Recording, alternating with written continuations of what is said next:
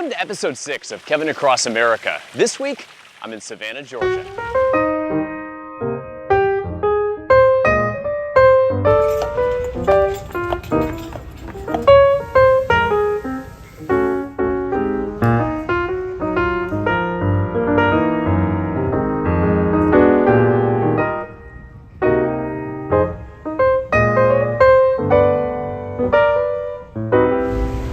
I visited Savannah in March of 2022.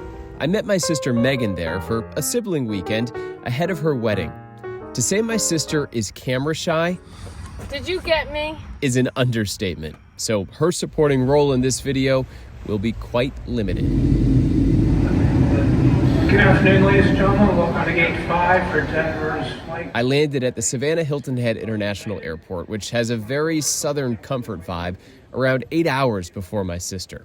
I picked up our rental car and then headed straight for the historic district. For lunch, I went to the Boar's Head Grill and Tavern. I saddled up at the bar and watched cargo ships plowing up and down the Savannah River. I ordered a warm chicken salad sandwich on a croissant with melted cheese and a side of pasta salad. I'd never had warm chicken salad before, but it was actually really good. Savannah's historic district runs from the riverfront on the north to Forsyth Park on the south. In between are 22 scenic squares with fountains, benches, statues, and mature trees, many with curtains of grayish-green Spanish moss. Strolling the streets of Savannah is worth the trip alone. It seems around every corner there's another stately mansion, private courtyard, and an endless supply of gas lanterns and American flags. Forsyth Park is a must-do while in Savannah. Its water fountain is more than 160 years old and one of the most photographed landmarks in the city. The park has 2 sprawling green fields, tennis and basketball courts, plus hosts a year-round Saturday farmers market. Meg and I ate at Collins Quarter at Forsyth, which is a stone's throw from the park fountain.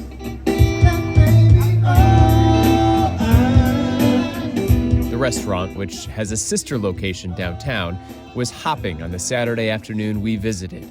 Meg ordered the beef gyro with greens, tomato, cucumber, and onion. I had the tempura pork belly with hollandaise, pickled herbs, and sourdough with a fresh side salad.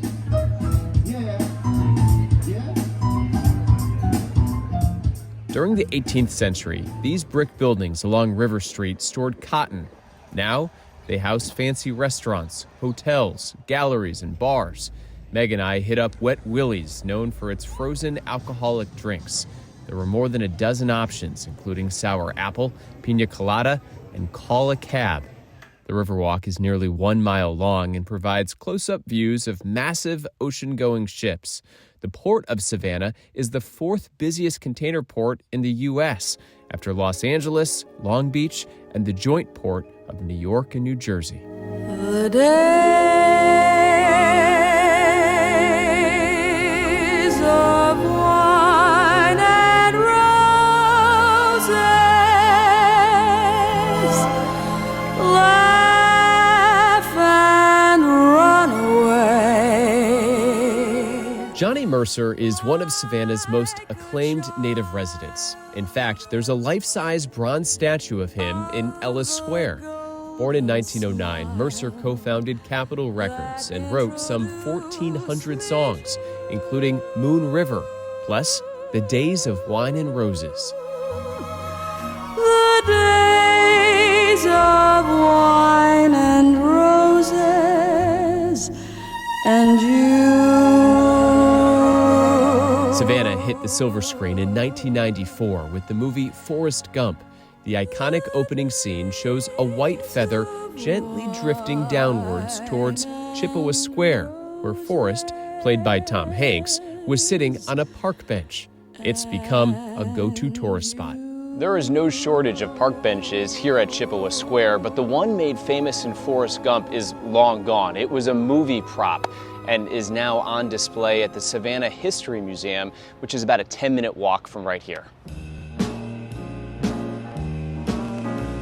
Welcome to Savannah. 3 years after Forrest Gump, Savannah became even more popular thanks to the book-to-movie adaptation of Midnight in the Garden of Good and Evil. Long story short, a wealthy Savannah socialite named Jim Williams shot and killed his estranged lover. Police ultimately charged Williams with the crime. The 1981 murder took place in this mansion, which you can tour for $12.50 a person.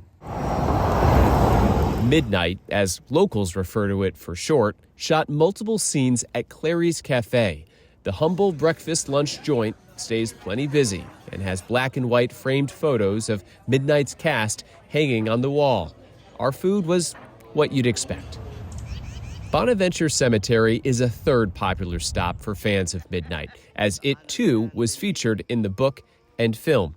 The cemetery, Savannah's oldest, is a 15-minute drive from the historic district and free of charge. Bonaventure sits above the Wilmington River on 100 acres of old tree-lined roadways, stone statues, and serenity. Remember songwriter Johnny Mercer? Well, he's buried here, along with thousands of others. This place has so much natural beauty. There's sand on many paths. As you can see, Spanish moss hangs from many of the trees, and there are flowers pretty much around every corner.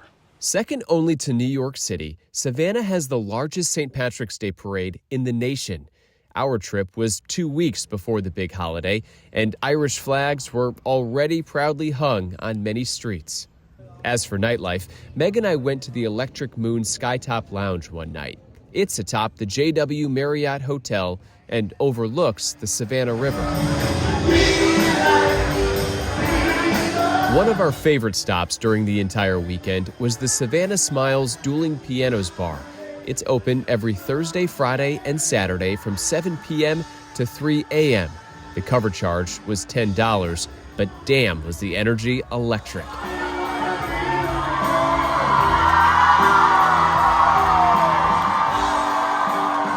We even witnessed a proposal. Don't worry, she said yes.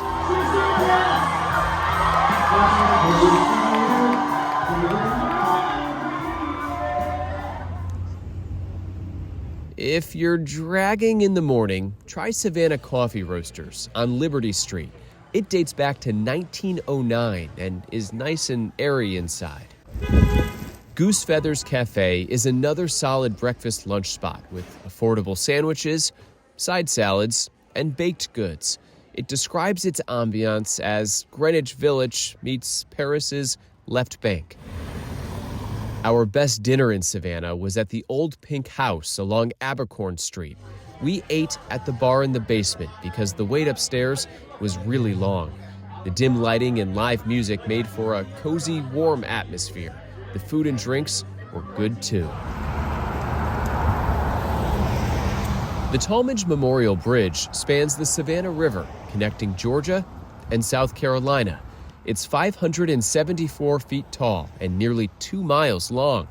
We took it to visit the Savannah National Wildlife Refuge, about 15 minutes north of the historic district. Most of the park was closed during our trip because of a large ongoing maintenance project. We did find one open path and hiked around this pond. The refuge is home to alligators, manatees, bald eagles, and great horned owls, among many other animals.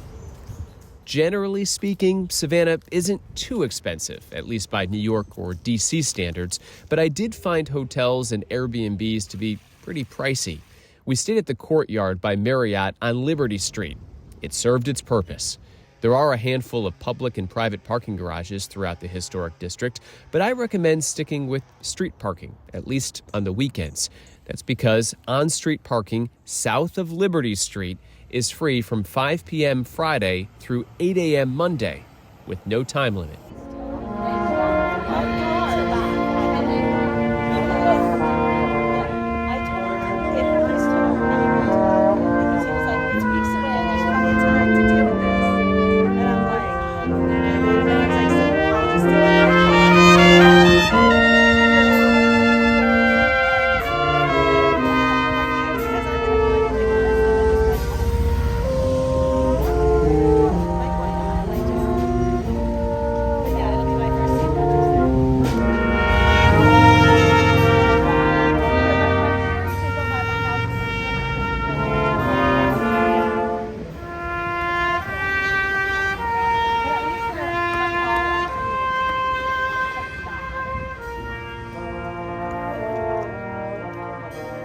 If you're craving beach life, there are two popular options. Hilton Head Island, which is about a 45-minute drive from the heart of Savannah, and Tybee Island, which is smaller but a bit closer.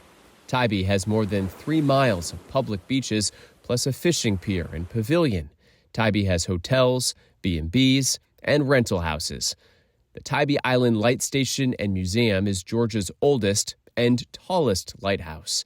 You can climb 178 steps to the top or just throw your drone up in the air. The lighthouse is open every day, but Tuesday, tickets are $12 for adults.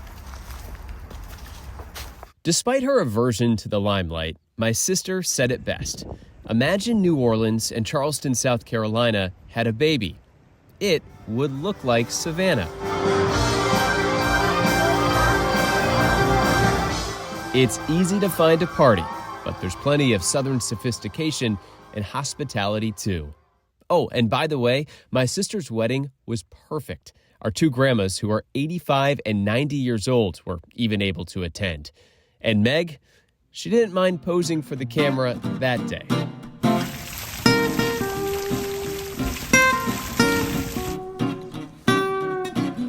If you enjoyed this video, hit the like button and leave a comment below.